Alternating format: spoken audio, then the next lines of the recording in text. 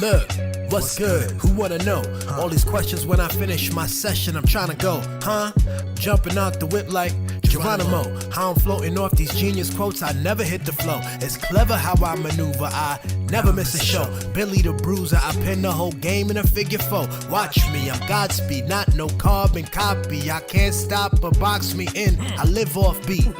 Source the same ground game, I pound softly. Battle me costly, look twice before you cross me. Notice my raw speed, from hero to the dark off-seed. I cross creeds, in London they say I'm nasty. I'm Chomsky with long arm reach, like Charles Barkley. I'm all things, plus in between, odd offspring. They jaws freeze, I'm colder than sharp degrees. They cough, wheeze, I got glow particles spinning off me. I put the work in, plus I know my purpose. Avoid absurd persons, the worst is turd Ferguson's. I sharpen steel surfaces, real turbulence. My cup bursts with all these blessings. Seen the worst it gets. Yes, I gotta admit it. Listen with clear vision. I picked the dopest thing I could think of and did it.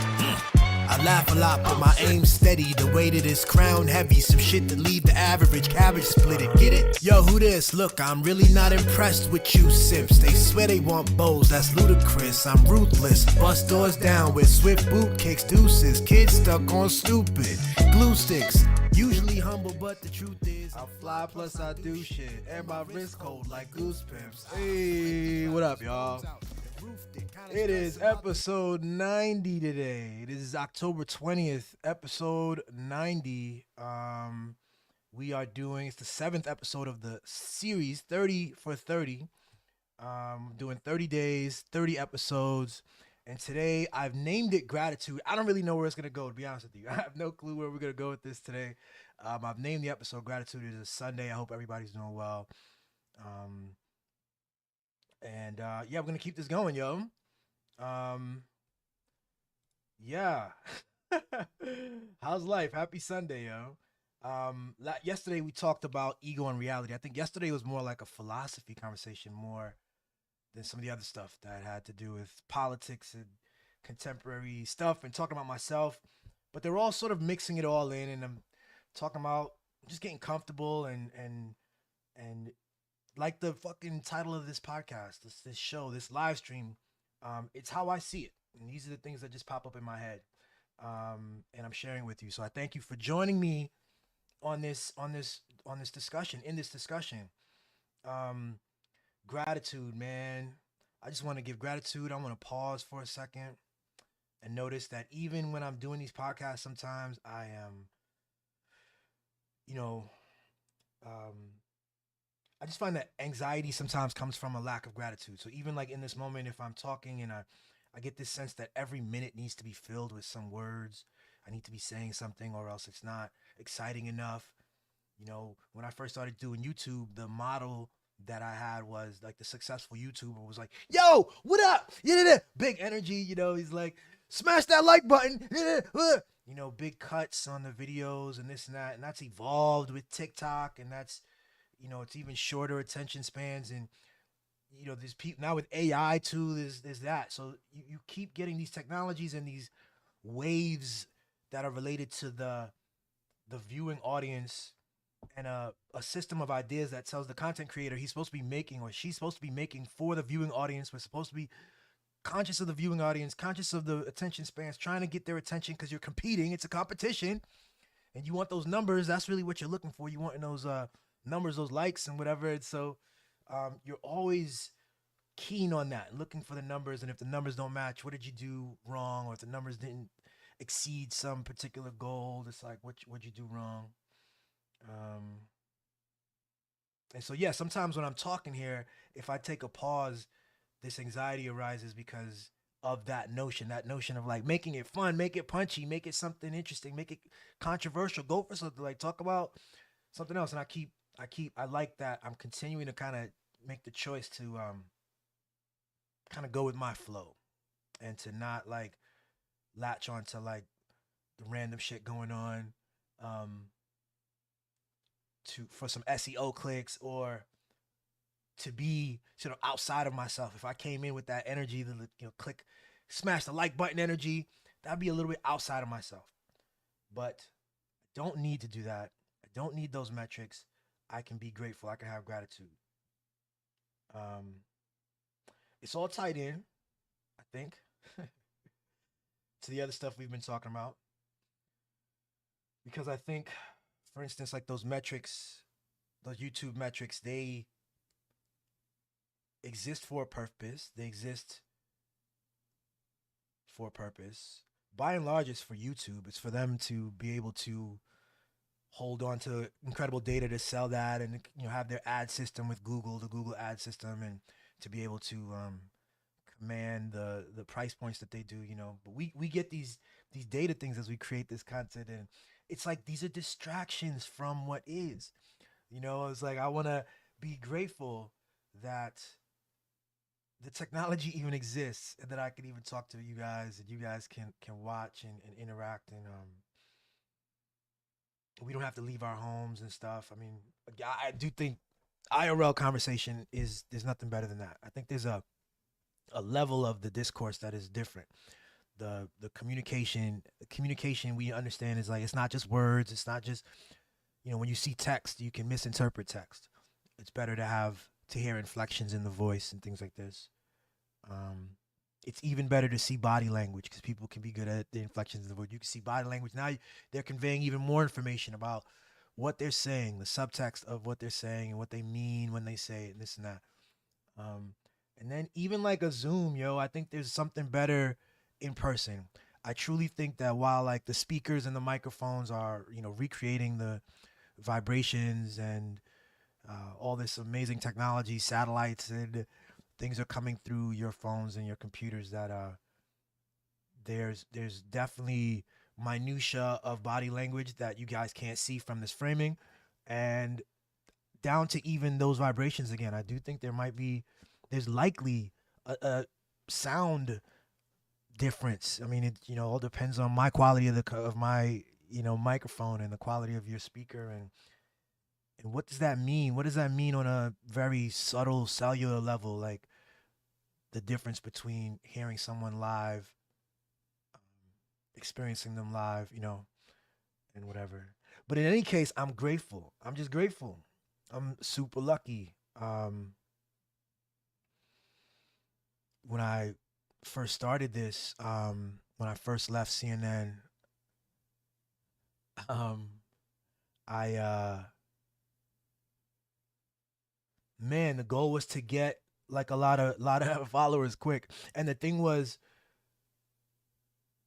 I don't know if they've changed it, but YouTube had a 1,000 limit. Like you have to have at least 1,000 subscribers to even begin the process of like monetizing your YouTube page. Anybody under 1,000, they will put ads on your shit and then monetize it. It'll go straight to them. But if you have 100,000 subscribers, this was their marker. It sort of indicates that you're someone who is building a following and has the capacity to attract at least 1,000 people. So obviously lots of people have surpassed that. I still haven't. I left in 2020. It's been 4 years now. I actually have videos up where at the end of the video, I did a call for like, all right, help me get to 1,000 guys, and it was such a stressful thing to me, because in my mind, I didn't have many paths. I didn't know what was coming next, and I knew I was really certain that I needed to monetize my YouTube, and I needed to get income that way as soon as possible. So it was super stressful for me. It was a big focus, and it was hard for me to be grateful. I was in a place of like fear. Talked about it a lot, trying to find my voice, and also figure out what to do career-wise and all that. But what a powerful thing to just kind of press forward. Like life goes on, and things come up, opportunities arise, challenges arise, and to grow out of this thing now, man, where I'm just like, man, I'm gonna come on like this 30 for 30. There's multiple reasons for this, honestly, one of the biggest ones is just me being able to talk, getting comfortable. I have this sense that like, other people who get like, I don't know, Joe Rogan and these other people with their podcasts, like they're way past this hesitation that I have, that I definitely have. I go, gotta do this episode, and all right, gotta psych myself up and all that. I know some people don't have that. For instance, I see like my wife when she gets on and does her shows.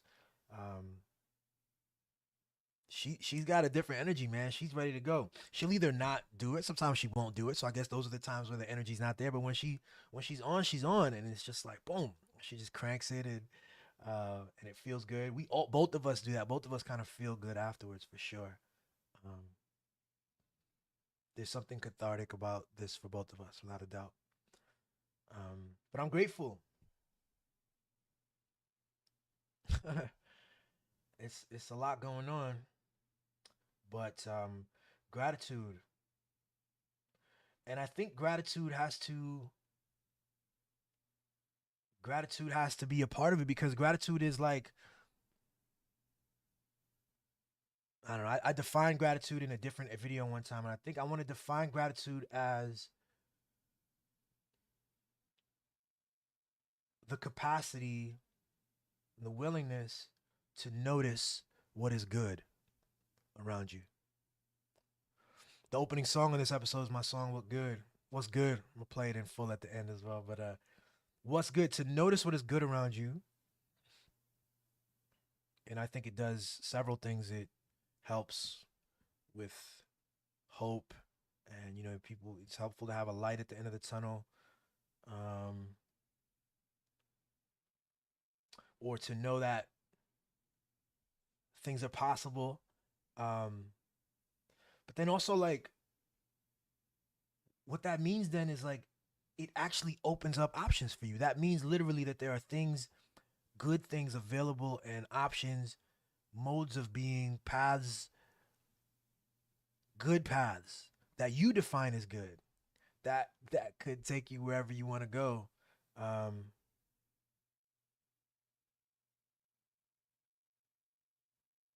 and gratitude gives you the chance to notice that. And if you're not in a space of gratitude, if you're in a space of fear, that means that you're,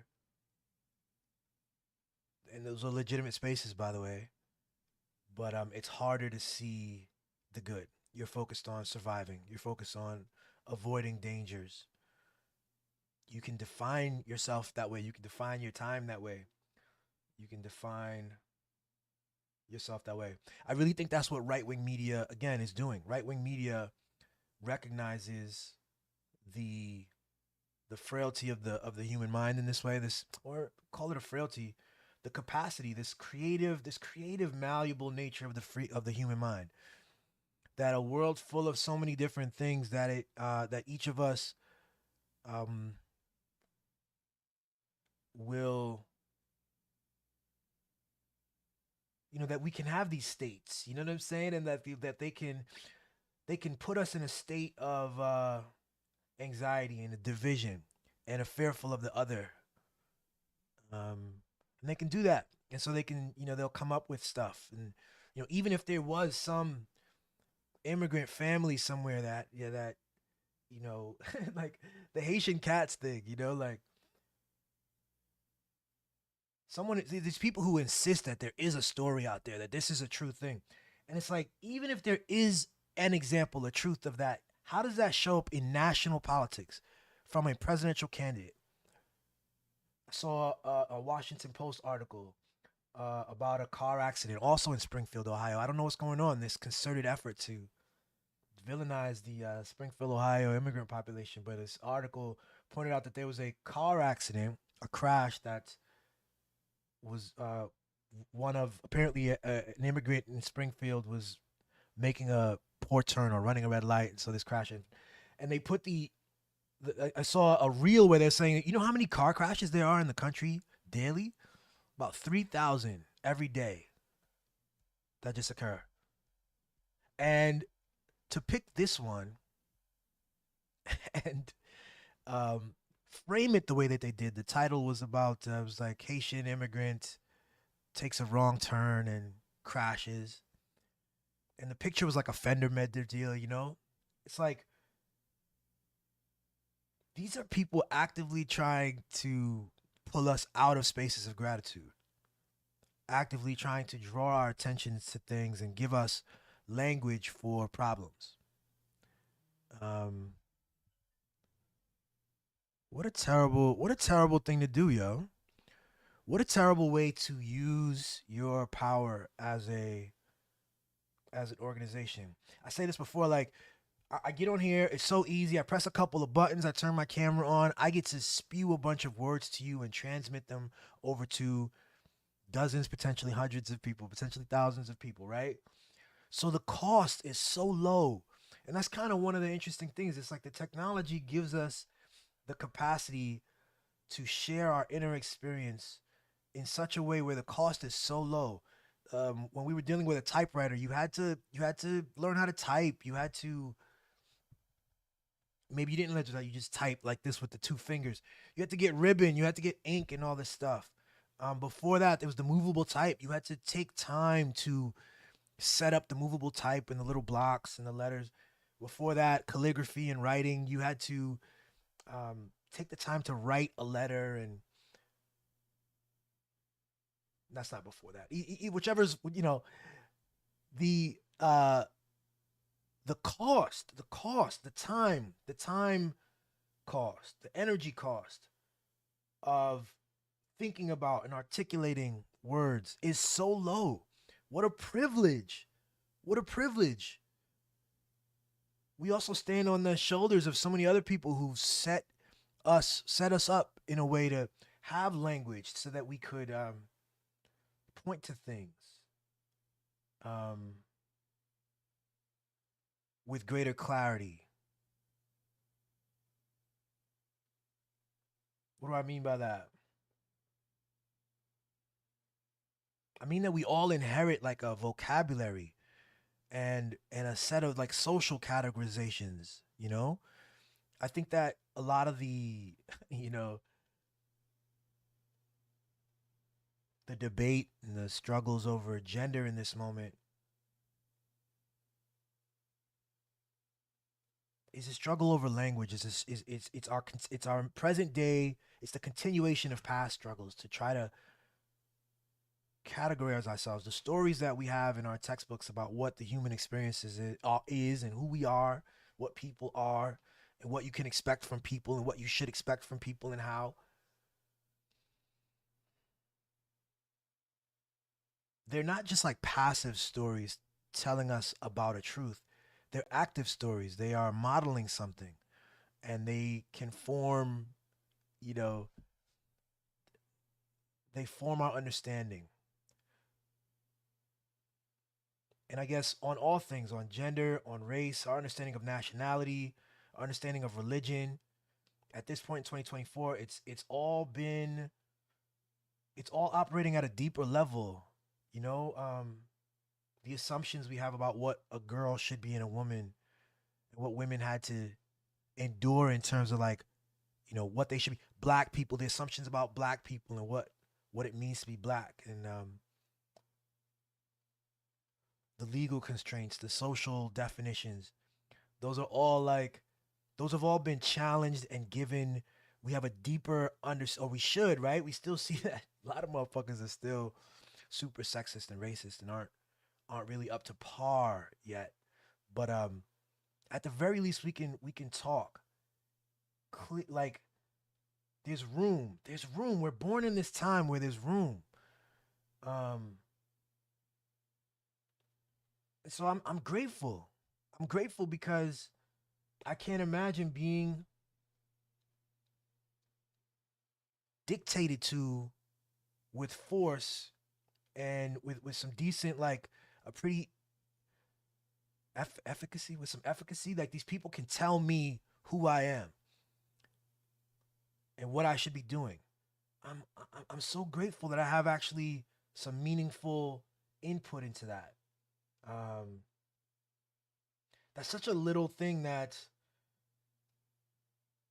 can go undervalued and underappreciated. Um,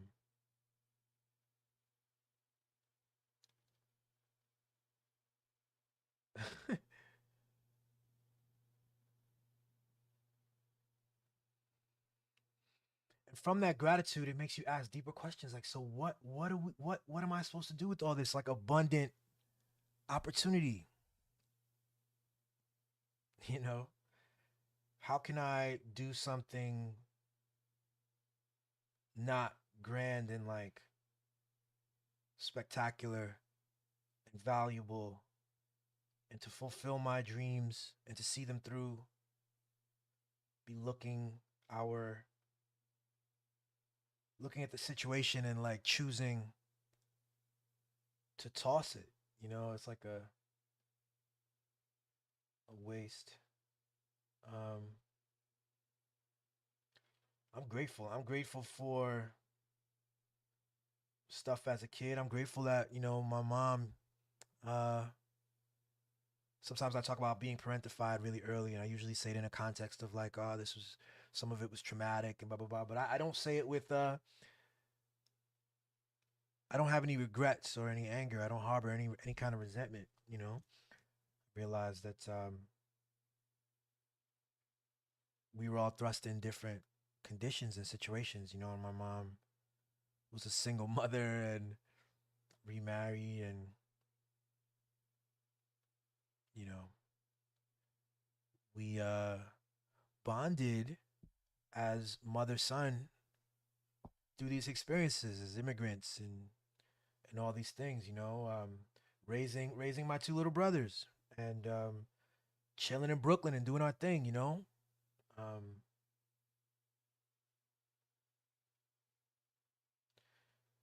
and from that came a lot of stuff, man. I talk about how many I've written about being jumped. I've been jumped a ton of times. Is my headphones still on? I don't know if the headphones are still on. There we go. Connected. Um, as a kid, man, so many little fights and been jumped at least around a dozen times, maybe. Um,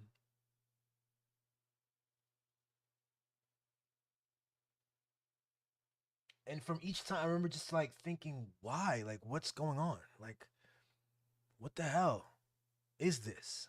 Why is the neighborhood so rough? Why would things popping off? Like, it felt to me that things were random. Why would there be, gunshots randomly because of a weird disagreement over a basketball game, stuff like this?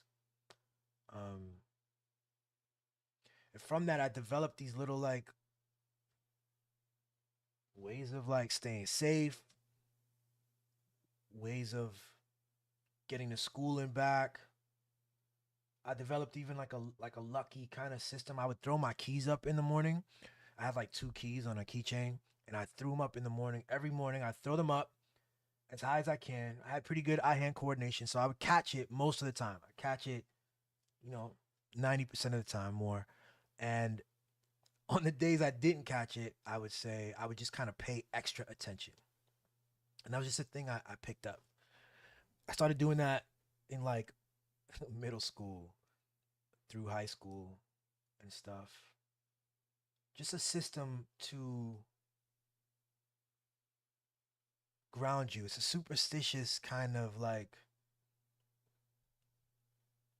way to navigate. I feel like we all have stuff like this. It manifests in little particular rituals, personal rituals, faith, traditions, religious stuff. If we don't develop it ourselves, we can be handed down stuff. Um,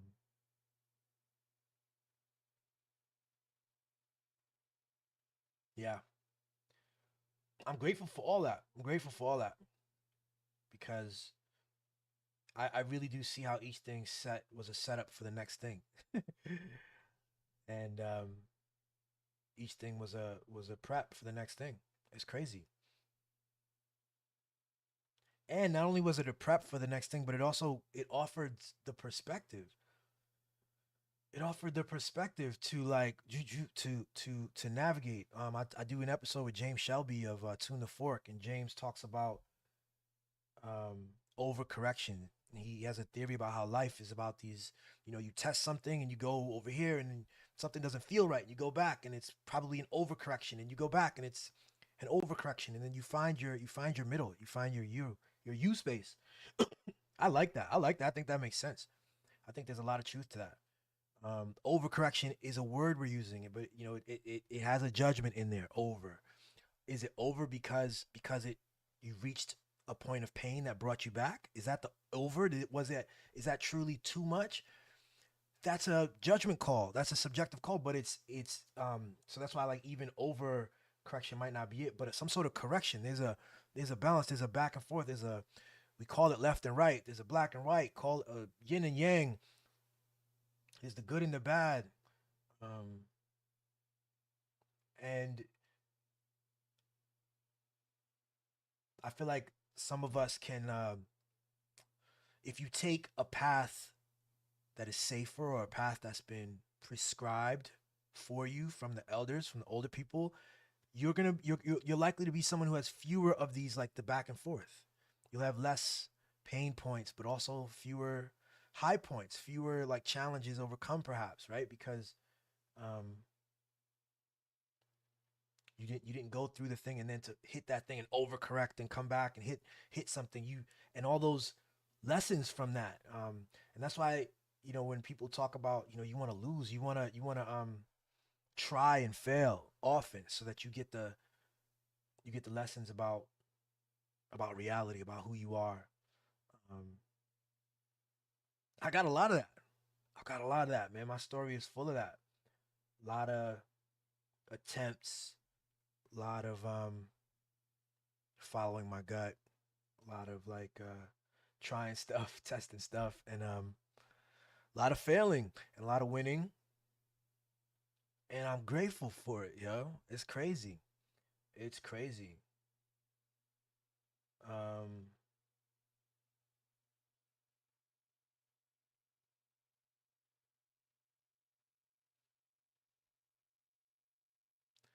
the the moment is so special, and I think um, we don't.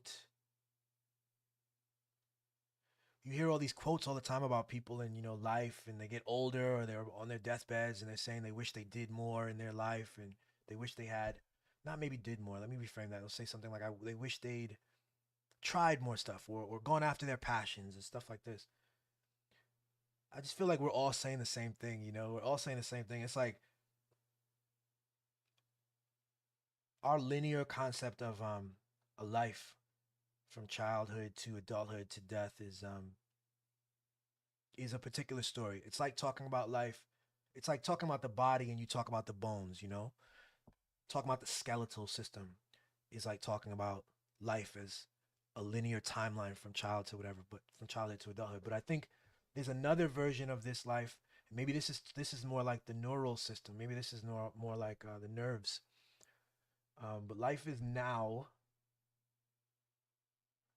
and like we're we're experiencing now, and we're just evolving,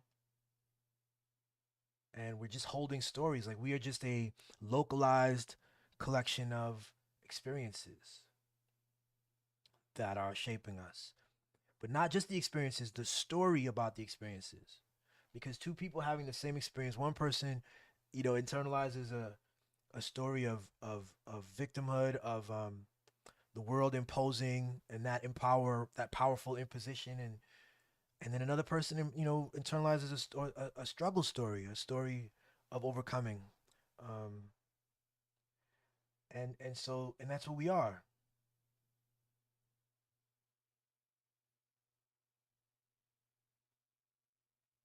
And when I notice that everything is this moment,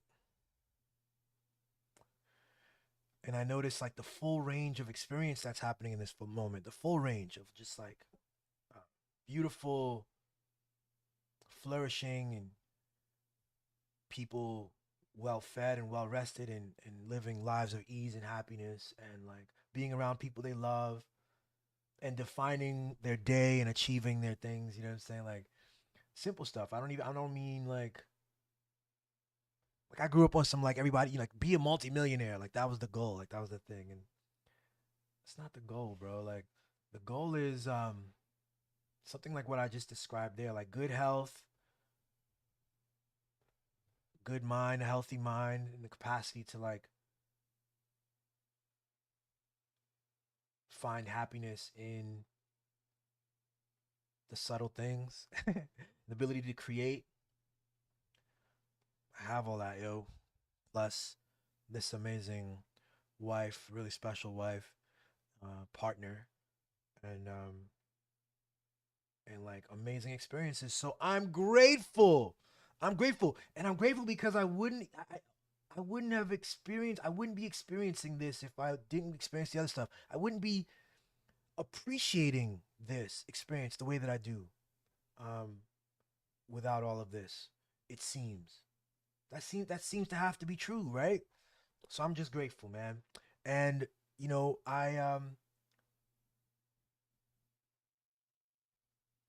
I encourage us to search for our places of gratitude because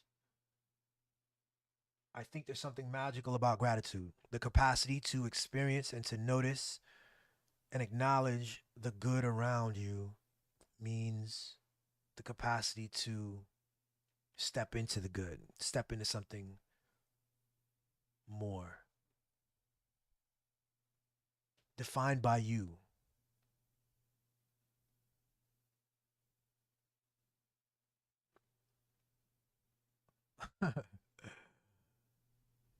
There's a weird element. I'm gonna end with this. Alan Watts talks about, I think it's Wu Wei.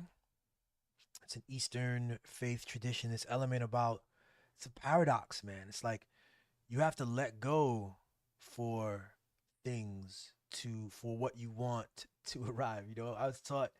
I was taught an entirely different thing, that you got to grind, you got to keep going, you got to hustle, you got to make every action, you got to step, you got to think and plan it out. We don't have enough information. That's the truth about it, man. We really don't have enough information about all of it. So we grind and we push it.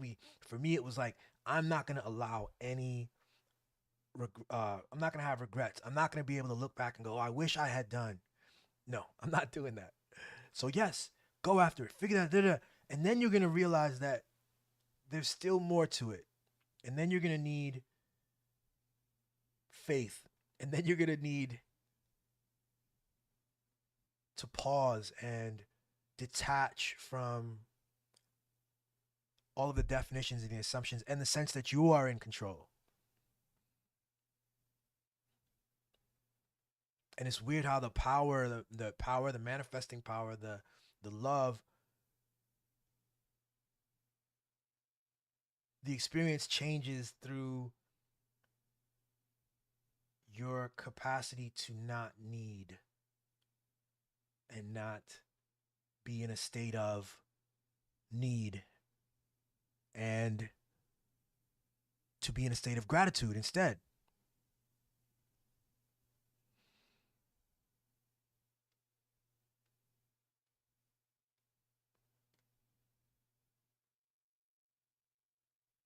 Especially when we use the word need in an American context. So many of us needs or wants. Our wants are often these like superfluous like things. We compare ourselves to other people. We have this very rich class who, a lot of ornaments and trinkets and things that we think are missing in our lives. And the key is really um, acceptance and gratitude.